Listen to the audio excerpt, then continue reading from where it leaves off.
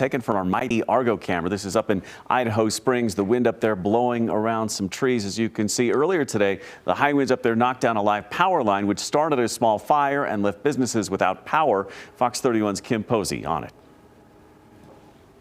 These winds have been crazy today. Some of these gusts have been so strong they just about knocked me over, and they did actually knock down a live power line right down here earlier today. It caused some power outages, but luckily no one was injured.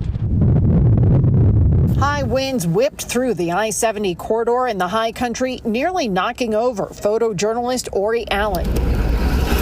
Here in Idaho Springs, Xcel Energy was on the scene. Police say the strong winds appear to have knocked down a live power line, which landed on the front end of an unoccupied truck and created a small fire.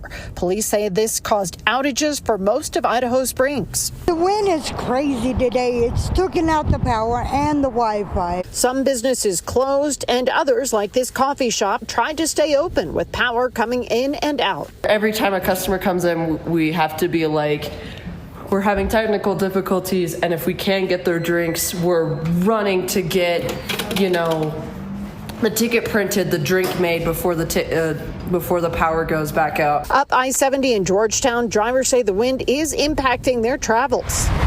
We're moving around a lot, so you definitely have to be on your toes, I guess. It's pretty crazy. The car can really feel it going through, and all the semis. Pretty strong. Throughout town, you can see street signs flipped upside down, patio furniture blown over, a motorcycle knocked on its side, and a downed tree. This is intense. We're from Florida, and we came out here to visit and see snow her first time, and it's almost like hurricane strength wind. We spoke to several tourists today who were very surprised by this weather. Tonight, some of these restaurants are still closed. We'll have to see what happens. Kim Posey, Fox 31.